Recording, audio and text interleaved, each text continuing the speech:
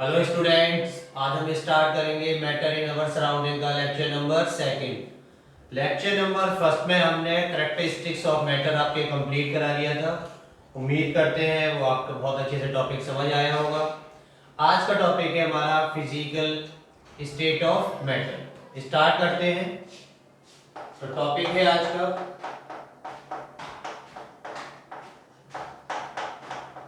Physical state of matter. Specially matter की तीन physical state हम पढ़ते हुए आए हैं, सॉलिड, लिक्विड एंड गैस। लेकिन आज प्रेजेंट टाइम में ये फिजिकल स्टेट 5 है, solid, liquid, gas most important है। और दो हमारे बड़ी है, एक है हमारे पास प्लाज्मा और दूसरा है बॉस आइंस्टीन कंडेंसेट। तो देखते हैं। तो फिजिकल स्टेट है हमारी 5 ऑफ मैटर की। तो पहला है हमारा सॉलिड, सेकंड है liquid, gas, plasma and then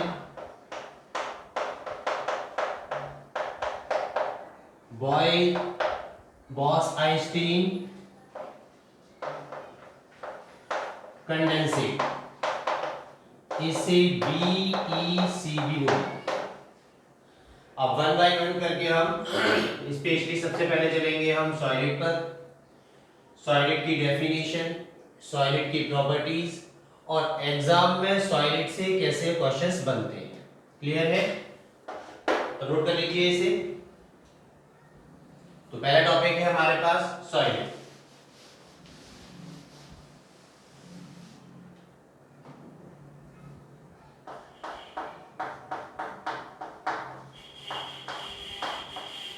physical state of matter है। स्पेशली सबसे पहले देखेंगे हम definition.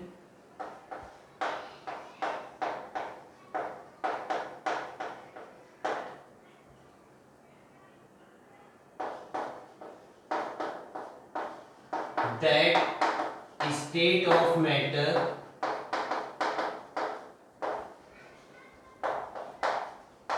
which is rigid, incompressible and have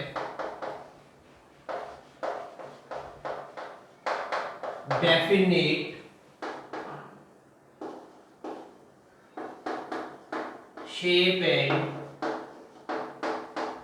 definite volume, that is called solid। Example लेंगे इसका। स्पेशली हम कह सकते हैं यहाँ पर टेबल, चेयर, बुक्स, पेन, ये सब हमारे एग्जाम्पल हैं सॉलिड के। अब देखिए डेफिनेशन में स्पेशली 4 पॉइंट पे हमने बात की है। सॉलिड वो होते हैं जो रिजिड हैं। रिजिड को कहते हैं हम कठोर है। जैसे ये चॉक होल्डर है, ये बहुत ज्यादा कठोर है, रिजिड है। सेकंड इनकम्प्रेसिबल, जिसे हम प्रेस भी करें तो प्रेस ना हो, इनकम्प्रेसिबल रहे। और जिसका वॉल्यूम और शेप कैसा हो, डेफिनेट हो। क्लियर है? चलिए इसके बाद हमारा है अगला सॉलिड की प्रॉपर्टीज। नोट कर लीजिए इसे।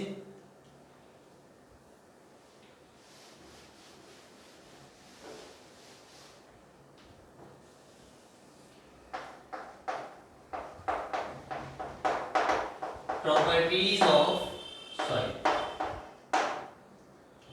पहली प्रॉपर्टीज है इसकी, they are fixed shape and volume. जितने भी सॉलिड होते हैं उन सबका वॉल्यूम और शेप दोनों फिक्स होते हैं। ये जो डिपेंड करते हैं पर्टिकुलर, ये दो टॉपिक पे डिपेंड करते हैं। उन दोनों पॉइंट को अगर आपकी समझ आ जाता है तो आप पर्टिकुलर किसी भी मैटर या पदार्थ को देख के बता सकते हैं कि ये सॉलिड है या ये लिक्विड है या ये गैस है। वो पॉइंट कौन से हैं? पहला पॉइंट है हमारे पास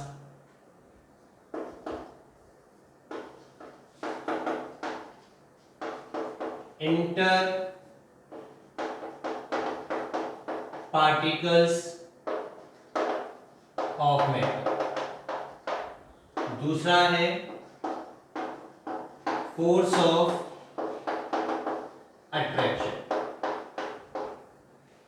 ये दो ऐसे पॉइंट हैं जिससे अगर हम समझ लेते हैं तो पर्टिकुलर हम बता सकते हैं कि कौन सा हमारा मैटर सॉलिड है, कौन सा लिक्विड है, कौन सा गैस है, या किसका फिक्स्ड वॉल्यूम है। तो हम तीन कंटेनर लेते हैं। First container, second container and then third container. First container में हम लेते हैं सॉलिड, और हम जानते हैं सॉलिड के जो पार्टिकल्स होते हैं वो क्लोजली पैक्ड होते हैं।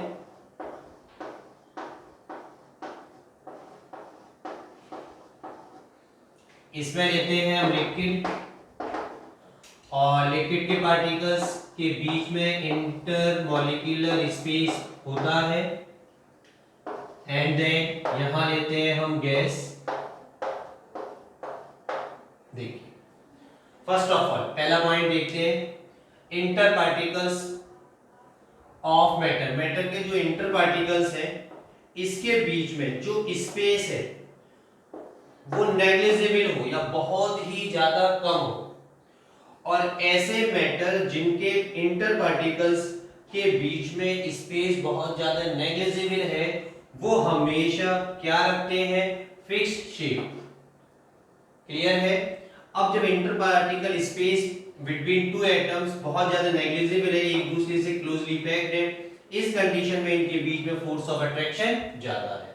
क्लियर है। तो यहां पर force of attraction of intermolecular particles जितना ज्यादा होगा और इंटर पार्टिकल्स ऑफ मैटर के बीच में स्पेस जितना कम होगा, यानी कि ये होगा हमारा मैक्सिमम और ये रहेगा हमारा मिनिमम, इस कंडीशन में हम कह सकते हैं कि हमारा जो सॉलिड है वो फिक्स्ड शेप एंड वॉल्यूम रखता है। यहां आएंगे, इनके बीच में स्पेस हमारा ज्यादा थोड़ा बड़ा हुआ है देन सॉलिड, तो सॉलिड का क्या रहता है, शेप फिक्स्ड नहीं होता, वॉल्यूम फिक्स्ड होता है। क्लियर है। इसी तरीके से इसके बीच में स्पेस और ज्यादा है, जिसकी वजह से हम कह सकते हैं ना तो इसका शेप फिक्स रहता है ना ही इसका वॉल्यूम फिक्स रहता है। तो ये हमारा एक पहला पॉइंट होगा, नोट कर लीजिए। फिर सेकंड पॉइंट पे चलते हैं। सेकंड चलते हैं।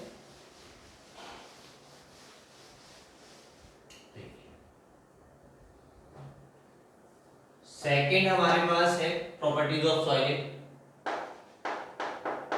Solids are rigid. रिजिड्स कहते हैं कठोर के लिए। तो एग्जाम में यही से क्वेश्चन बन जाता है, व्हाट इज रिजिडिटी। तो ये एक क्वेश्चन बन जाता है यहां से, व्हाट इज रिजिडिटी। तो इसे भी लिख लीजिए, आंसर इसका बहुत इजी है। आंसर में लिखेंगे इसके लिए, it is tendency to maintain its shape even after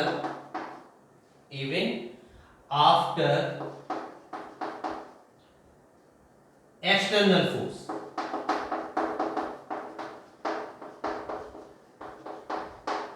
आप कितना भी एक्सटर्नल फोर्स किसी भी मैटर पे लगा लीजिए, अगर वो रिजिड है तो वो उसका जो शेप है वो चेंज नहीं होगा। इसी को हम कहते हैं रिजिडिटी। तो ये हमारे पास प्रॉपर्टीज भी हो गई सेकंड, और यहां से इस प्रॉपर्टीज से रिलेटेड ये क्वेश्चंस बन जाता है, नोट कर लीजिए। आगे चलते हैं। थर्ड है properties solids have maximum density.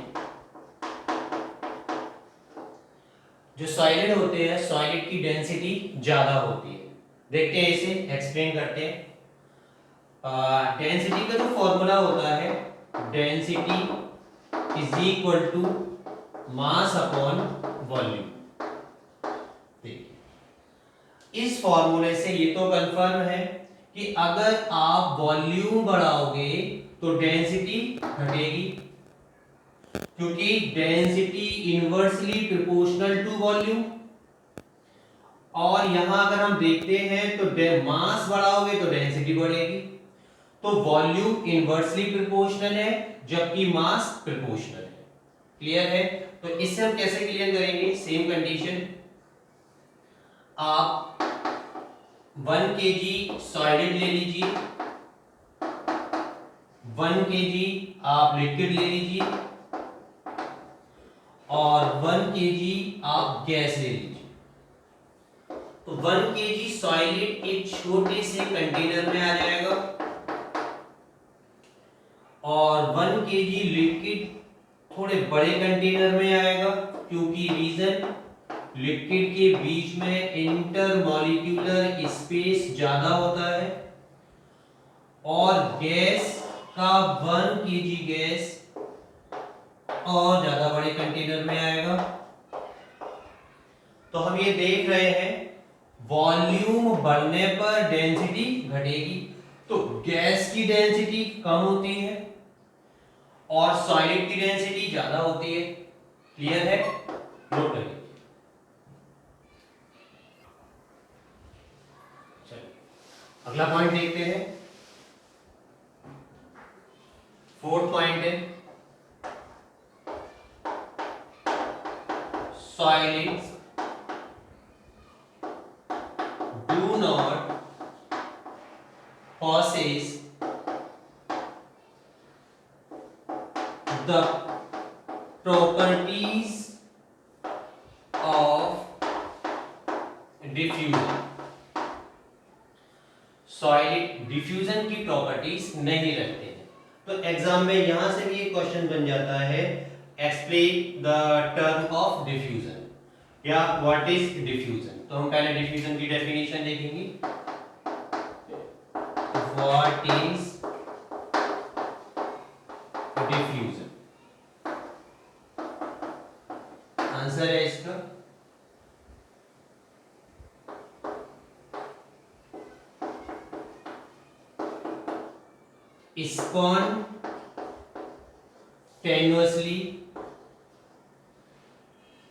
spontaneously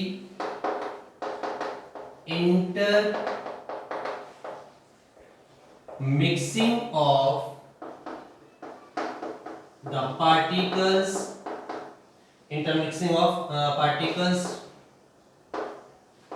one matter to another matter। अब समझिए डिफ्यूजन है क्या? एक मैटर के पार्टिकल्स का दूसरे मैटर के पार्टिकल्स के साथ इंटरमिक्सिंग होना। फॉर एग्जांपल ये एक कंटेनर है और इस कंटेनर में हमने लेके रखा हुआ है वाटर और इसमें हम मिल्क मिला, तो मिल्क क्या हो जाएगा, इसमें अच्छे से मिक्सिंग हो जाएगा। तो लिक्विड डिफ्यूजन की प्रॉपर्टी शो करता है। अब मान के चलिए सॉलिड डिफ्यूजन की प्रॉपर्टी शो नहीं करता, लेकिन इस डिफ्यूजन के कुछ एक्सेप्शन है। फॉर एग्जांपल देखिए एक एक्सेप्शन ये भी है, मान के चलिए ये हमारे पास ग्रीन बोर्ड है और ये हमारे पास चॉक है। तो चॉक को अगर हम बोर्ड पर लिखते हैं तो चॉक के कुछ पार्टिकल्स बोर्ड के पार्टिकल्स के साथ इंटरमिक्सिंग हो जाते हैं और मिटाने के बाद भी, साफ या रफ करने के बाद भी कुछ थोड़े बहुत ये चॉक और बोर्ड में लिखा हुआ दिखाई देगा। तो that is the example exception of diffusion. Note कर लीजिए इसे। रफ करें। फिफ्थ है solids cannot compress easily। Solid आसानी से कंप्रेस नहीं होते हैं, या हम ये भी कह सकते हैं सॉलिड इनकम्प्रेसिबल होते हैं। तो ये जो हमारे पास प्रॉपर्टीज है 5, इसके ऊपर कुछ एक्सेप्शन है जो एग्जाम में बहुत ज्यादा इंपॉर्टेंट है, पूछे जाते हैं। पहले आप इसे नोट कर लीजिए, फिर अभी हम एक्सेप्शन इसके क्वेश्चंस देखते हैं। तो ये स्टूडेंट, अभी हमने आप लोगों को प्रॉपर्टीज ऑफ सॉलिड क्लियर करा दी थी। प्रॉपर्टीज ऑफ सॉलिड में एक second properties, solid are rigid, इसका एक एक्सेप्शन क्वेश्चंस पूछा जाता है एग्जाम में। इससे पहले हम बता चुके हैं कि सॉलिड रिजिड होते हैं, उन्हें कितना भी प्रेस करो वो प्रेस नहीं हो सकते, कंप्रेसिबल इनकम्प्रेसिबल रहते हैं, कठोर हैं। लेकिन यहाँ पर जो क्वेश्चंस है, जो रबर बैंड है, रबर बैंड नेचर से सॉलिड है, ठीक है। अ rubber band change its shape on stretching them, जब हम एक रबर बैंड को स्ट्रेच करते हैं, खींचते हैं, तो वो खिंच जाता है। Stretching them why it called as solid, जबकि एक वो सॉलिड है। और हम बता चुके हैं सॉलिड कैसे होते हैं, रिजिड होते हैं, उन्हें हम कठोर होते हैं, उन्हें खींच नहीं सकते। लेकिन रबर बैंड सॉलिड है, उसके बाद भी उसे खींचा जा सकता है, that is the exception. Reason है कि rubber band change its shape only under force, जब उस पर फोर्स लगाया जाता है तब उसकी शेप चेंज हो जाती है, और जैसे ही उसका फोर्स हटाया जाता है तो वो अपने शेप में आ जाता है। ये बहुत इंपॉर्टेंट क्वेश्चन है एग्जाम पर्पस से। इसी तरीके से solid can not be compress easily, इसके ऊपर एक एक्सेप्शन क्वेश्चन आता है। क्वेश्चन से sponges can be compressed easily, show why do we call sponges as a solid.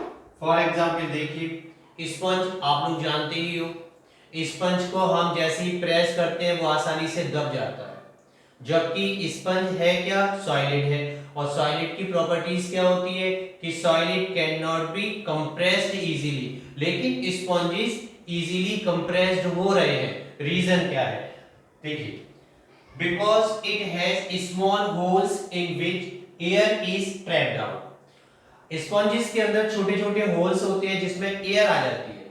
जब हम प्रेस करते हैं, ट्रैप करते हैं उसे, तब वो एयर बाहर निकल जाती है, जैसे हम उसे छोड़ते हैं एयर वापस अंदर आ जाती है। तो ये है हमारे कुछ क्वेश्चंस जो एग्जाम पर्पस से बहुत ज्यादा इंपॉर्टेंट है, इन्हें नोट कर लीजिए। इस तरीके से हमारा सॉलिड टॉपिक कंप्लीट हुआ। उम्मीद करते हैं टॉपिक आपको अच्छे से समझ आया होगा।